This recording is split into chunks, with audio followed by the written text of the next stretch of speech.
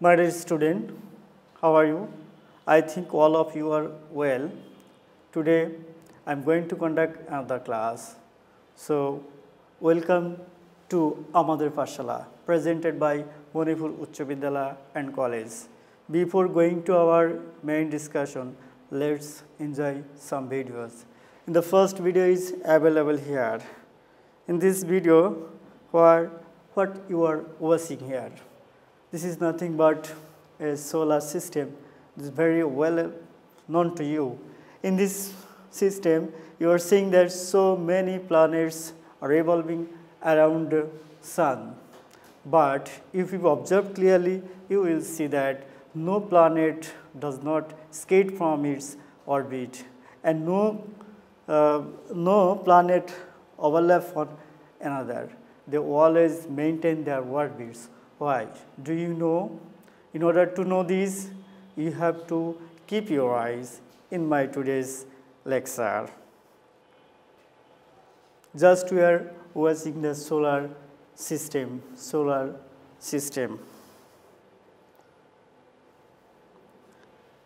And this is another video for all. I think this is very familiar video for you.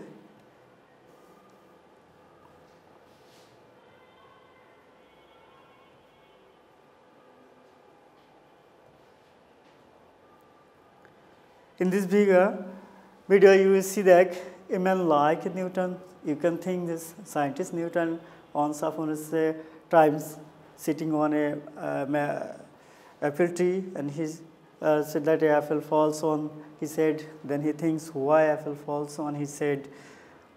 Then he thinking. Then he throw apple upwards and also throw another apple in the downward. And in all cases you see that all the apple falls on the ground. Then he thinks why does happen so.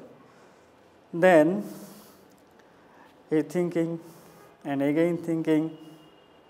Now he want enjoy the apple, tasting the apple, and now he immediately left the place, again back to the place, and take the apple and thinking what is going on.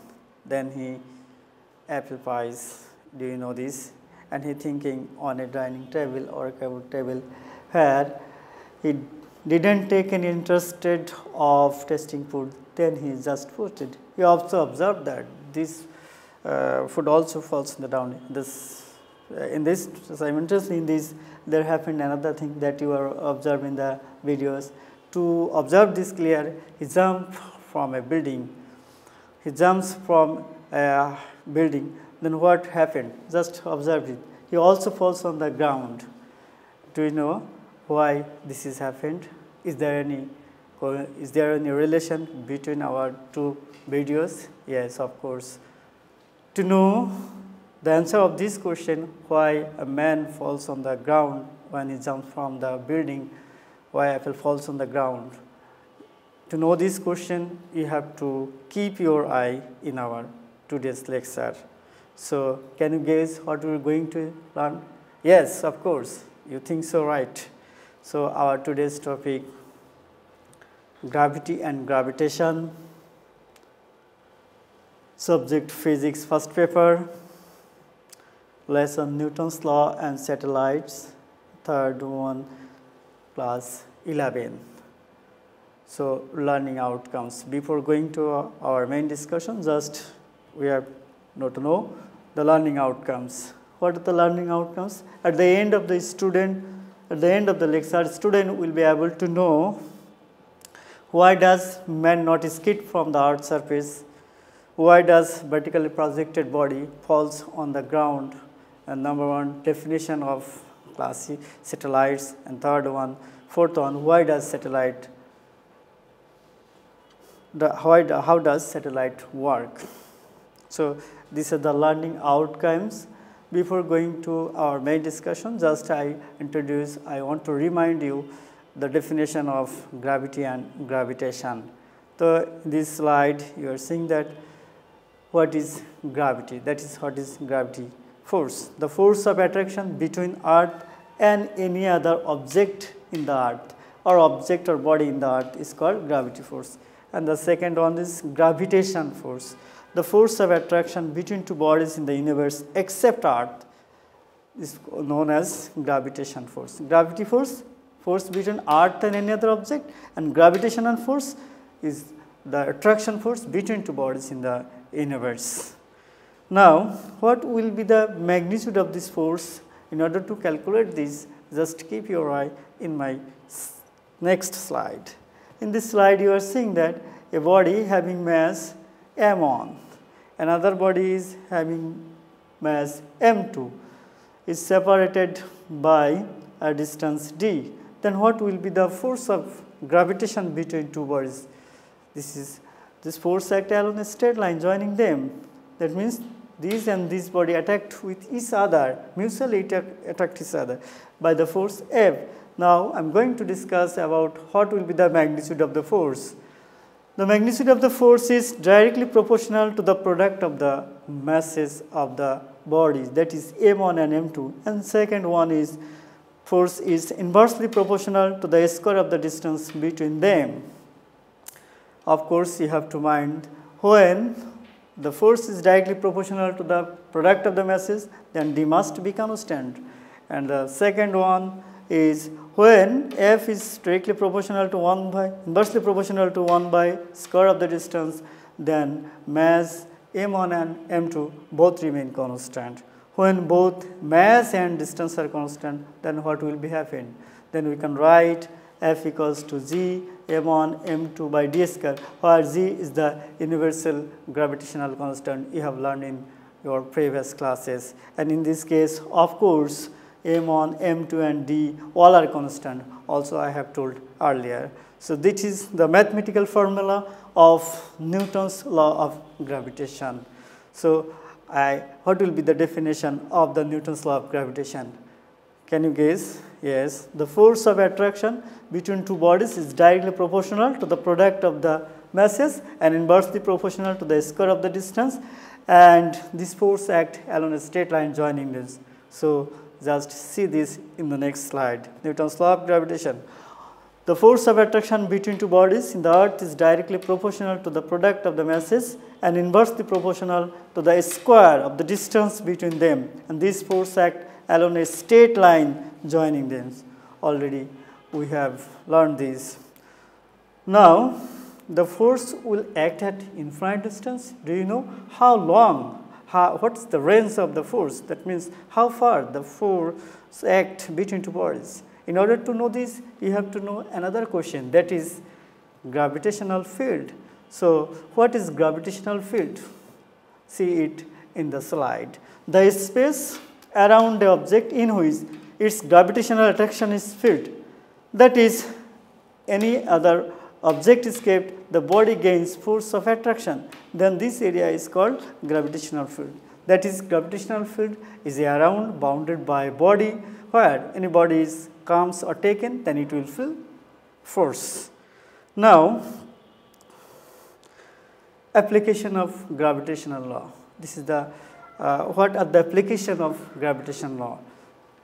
The first is to set up the satellites. That means to set up satellites, gravitational law have to be used. And second one is to determine the upward velocity for which the body will never back to earth. That is escape velocity. In my today's lecture, I just want to say about the first one, that is to set up satellite.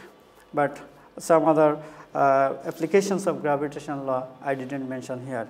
So I am going to discuss about satellite. Oh, very interesting thing, I think. Satellites, the spacecraft or machine or a planet that revolves around the earth is called satellite. This is not only earth. If anybody revolves another body, then this body is called satellites. So satellite is nothing but a spacecraft or an object or a planet, etc. And now going to discuss about what types of satellite. Generally, satellites are of two types. Number one, natural satellites, that is Earth, planet, Earth, Mars or some other planets. And second one is artificial satellites or man-made satellites. That is the satellite we made for our daily life, easy and convenient. And another types of classification of satellite that is based on size or the time period, and the geostationary satellite is a very familiar satellite. Geostationary satellite is a satellite that travels in an equator, and it takes 24 hours to make a simple rotation, and this satellite is placed at 36,000 kilometers above the Earth's surface. And number 2 is low Earth surface. This is widely usable satellite orbit in our daily life. In this satellite, the height is nearly about 2,000 kilometers above the Earth, and it takes 90 minutes to make a complete oscillation or rotation. And this satellite is widely used for the military purposes. And third one is Sun Synchronizing Orbit, and this orbit is placed at 200 to 800 kilometers above the Earth's surface, and this is widely used to analyze the radiation in the upper atmosphere. And fourth one is medium Earth orbit. Other types of classification of satellites are depending on the location, that is equatorial, and another is polar. These types of planet basically placed at equator, like geostationary satellites, and polar, and other types of satellite that placed on the polar at 20 to 30 degree latitude. These polar satellites are used. We have learned so many things about satellite, but what are the effect of satellite in our daily life? Now see it in our next video. This is a video for you. This is the principle of communication of satellite. That means how the satellites communicates in our daily life. You are talking your friends or relatives in America for a few moments. So with the help of communication satellites, so these are available here. So see it clearly what is going on in the video. In this video, you are seeing that the satellite is revolving around the Earth in its orbit, and there are so many antennas or towers available on the Earth's surface. In these towers basically link up with the downlink and uplink system. The the satellite also receives signal from the tower and also sends signal to the another reserved tower, and by this process the satellite communicates in our daily life. You know that how many megahertz of satellites. So this is the figure where satellites communicates. So enjoy it. Uplink and downlink. This satellite is placed basically in ionosphere. This is one of the classification of Earth atmosphere.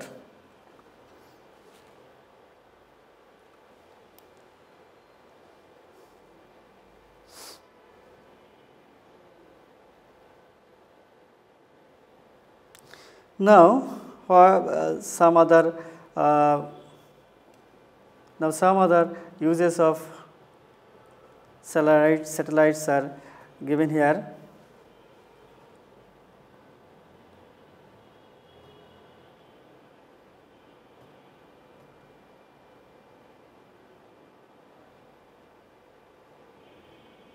This is the orbit. This is the orbit of a satellite around the Earth. You are seeing this.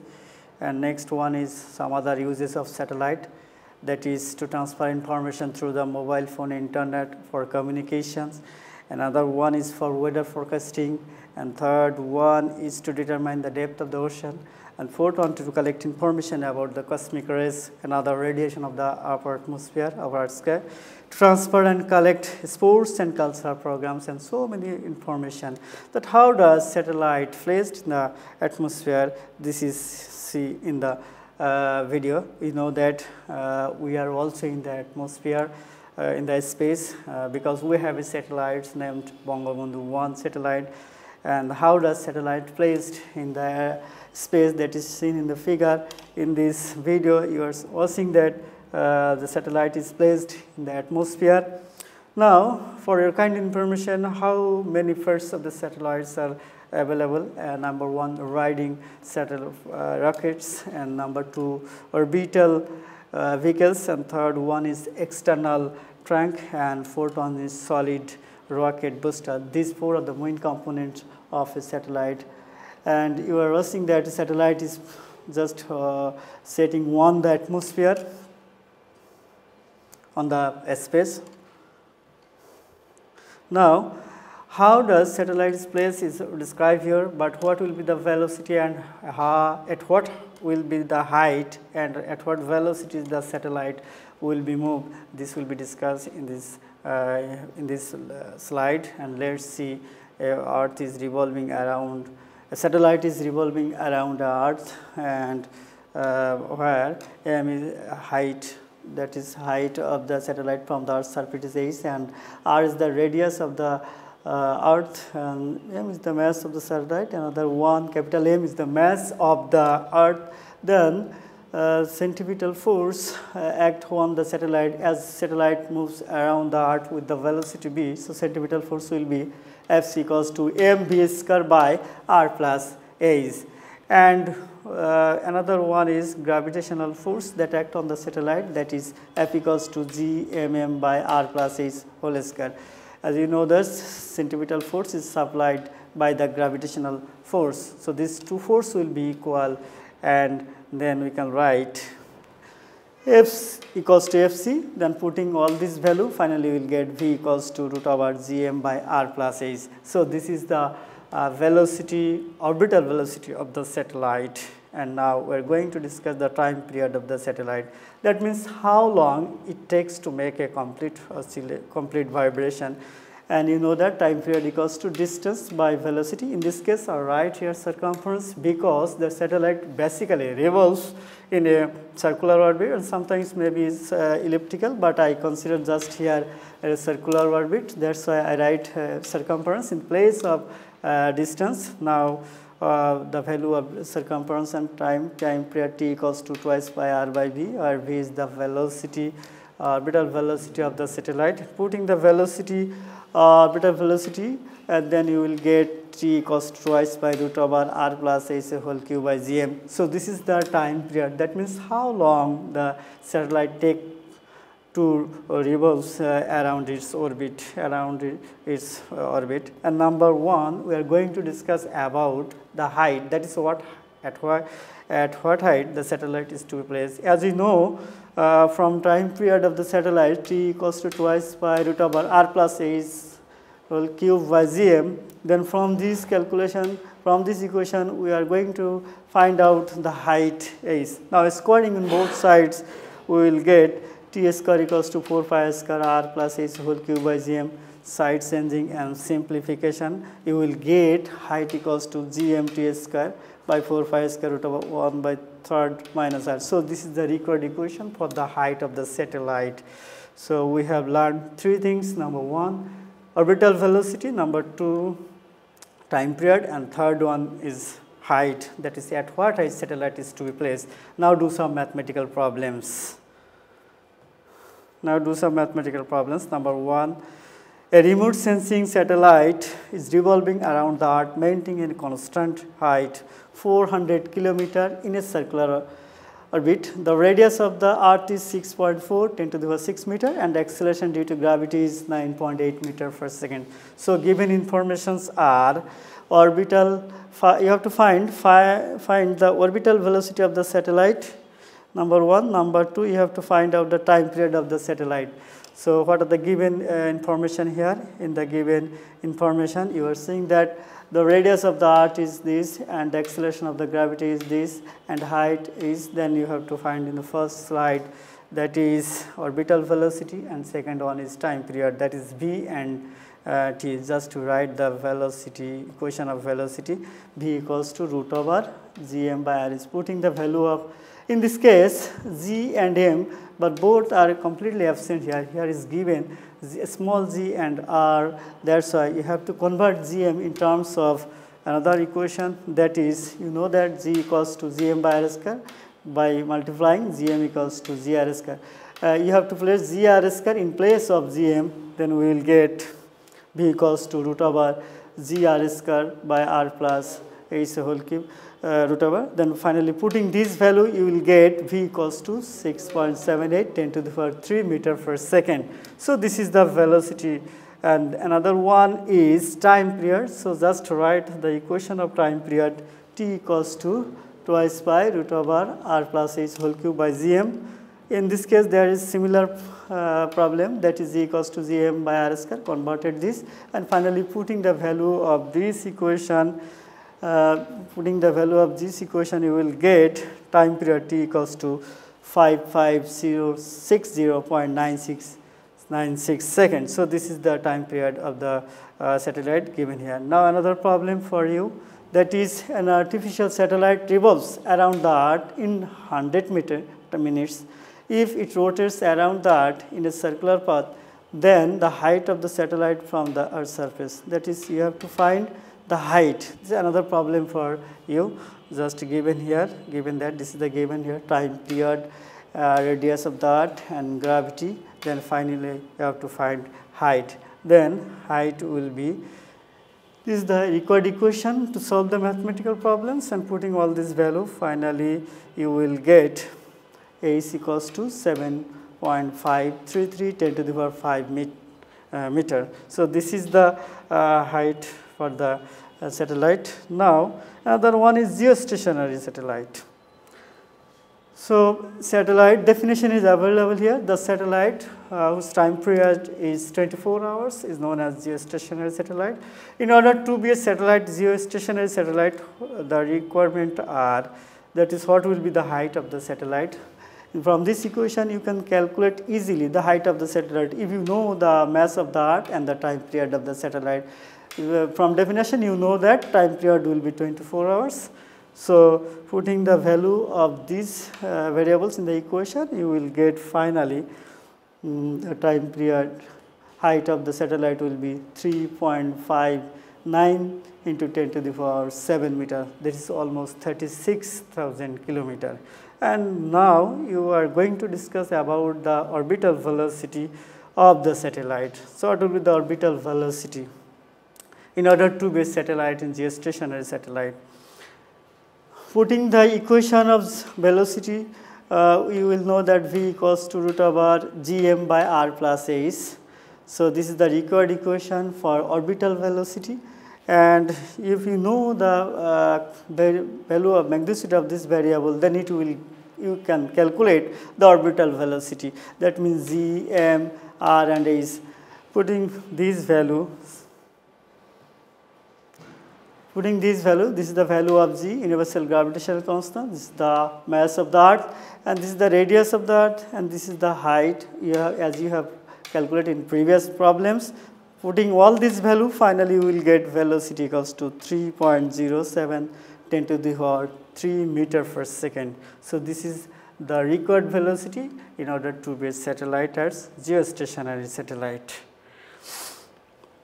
Now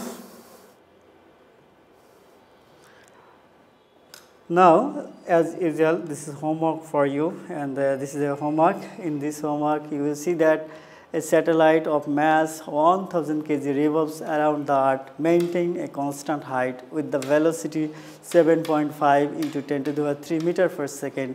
The mass and the radius of the earth are 6 into 10 to the power 24 kg and 6400 kilometer respectively. So what are the given information here? Number 1, the velocity, and number 2, the mass of the earth, and number 3, kilometer, that is radius of the orbit. So what are the available question here? In this question, number 1, what is satellite, and number 2, that is B, why G is called universal gravitational constant. This is a very simple question for you. And another one is C, at what height the satellite revolves around the earth, that is you have to calculate the height h of the satellite.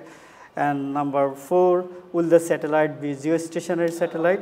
If not, what step has to be taken to convert it to a geostationary satellite? Explain mathematically. That means this is the problem. You have to calculate the height, as you have learned, h equals to gmt square by 4 pi square 1/3 minus r, and And this is the problem. You have whether the satellite will be geostationary satellite or not. You have to prove this. In order to prove geostationary satellite, you have to find out the time period, that is T. That is, after calculating the time period, you will be sure that whether the satellite is geostationary satellite or not. If time period comes 24 hours, then it will be geostationary satellite or not. If not, then you have to find velocity of the geostationary satellite. That means you have to take time period 24 hours and then you have to calculate a geostationary satellite. Probably the value will comes to 517.63 meter per second. Then you have to minimize the velocity. You have to minimize the velocity. The velocity is given in the question. So this is a mathematical problem. I think it will be very helpful to you. So no more today. Thanks all for joining with us.